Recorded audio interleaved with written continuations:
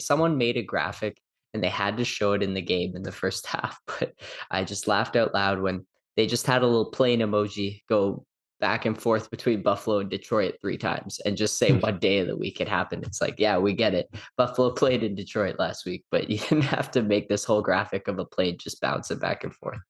Uh, Bills back in the stadium they played at just a couple days ago, and honestly came out somewhat flat again in this one.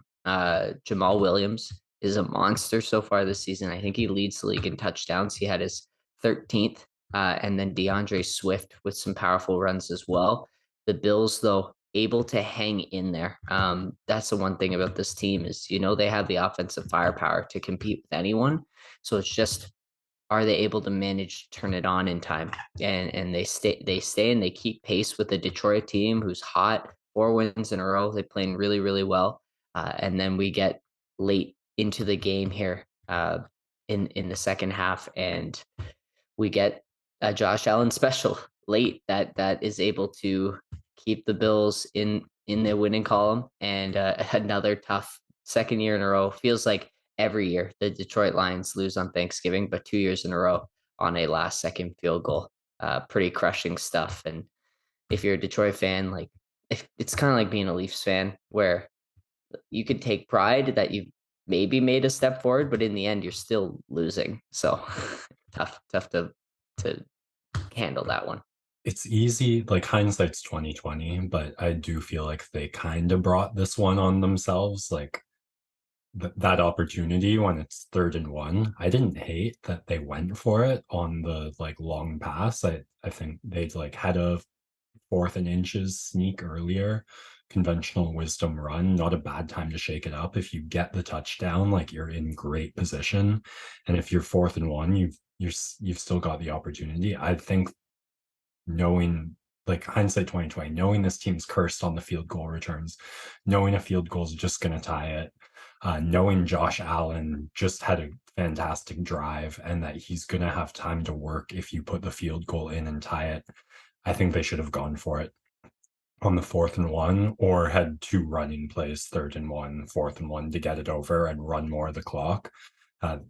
They counted on a defense that had kind of fallen apart, and they bet against like one of the best last minute late game quarterbacks in the world right now. So it, it, it I feel like they brought it on themselves, especially Buffalo having 3 timeouts left with Yes. that amount on the clock. Yeah. Um, Disappointing time management if you're a Detroit fan.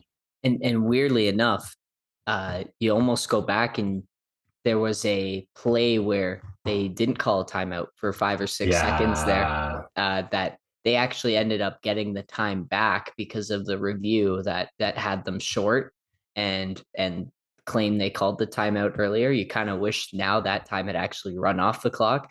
Like you said, I don't mind them going for the knockout blow against the team that's they're punching up a weight class, but just a terrible throw by Jared Goff. Like, he definitely had St. Brown open and just couldn't give him a chance. And obviously, hindsight there, you probably run the ball. Very similar to Russell Wilson in the game last week. I was talking about, instead of taking the stack, throws the ball away. You save the Vegas 40 seconds. In this case, you save Buffalo a timeout, so they don't have to burn one there with the incompletion. And then we make jokes about it all the time, but Josh Allen and Patrick Mahomes really are the main two. You can't give them any sort of time. Like, we saw Patrick Mahomes, what was it, 18 seconds last year. This one's 23. Tony Romo said 4 or 5 plays, depending on how you slice it. And really, they only needed one big, uh, just ripped a throw over the middle to Stephon Diggs, who, I don't know why you're not doubling him, but a fantastic little notch in the cap for Josh Allen there. And they get to enjoy the turkey at the end in a nice moment with him, Diggs, and the kicker all sharing a turkey leg. And that's what Thanksgiving football is all about. Detroit Lions losing and turkey. Yeah, it felt like he got 8 yards on every first down those last 2 possessions, and it was effortless. And also, I guess Diggs was kind of invisible the whole first half and third quarter as well, which I didn't really catch. Happened last week as well. where he wasn't getting the ball a ton. So it's interesting. He's one of the best receivers in the league. Yeah, I'm surprised they're not getting him involved a little bit more often. But playing dividends in those last 2 possessions there, maybe the presence a little more hidden. Yeah, exactly. And perhaps, teams scheming for it, that's leaving other people down the field open.